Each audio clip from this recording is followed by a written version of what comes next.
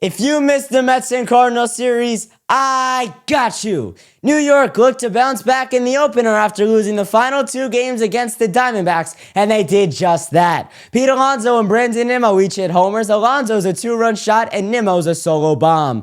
Francisco Alvarez continues his hot start to the season, notching another 3 hits and 3 RBIs. Clay Holmes wasn't at his best, but he was good enough. He allowed 8 hits and 3 runs while striking out 3 over 6 innings. The bullpen, on the other hand, was absolutely dominant, only allowing 1 hit. Mets take the first contest 9-3.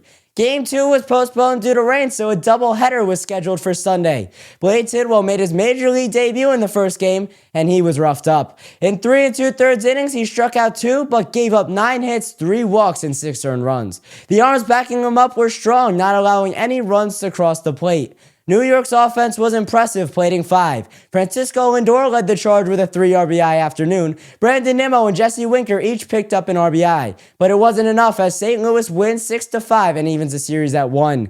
Game 3 was a rubber match, and it was the back end of the doubleheader. Tyler McGill took the mound for New York. He was mediocre, allowing 4 runs over 4 innings. He also threw 38 pitches in the 3rd inning.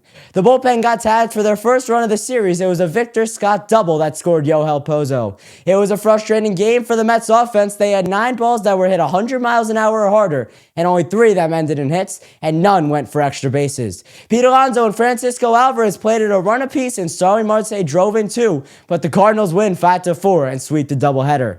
A couple takeaways from this series: the starting pitching has come down to earth.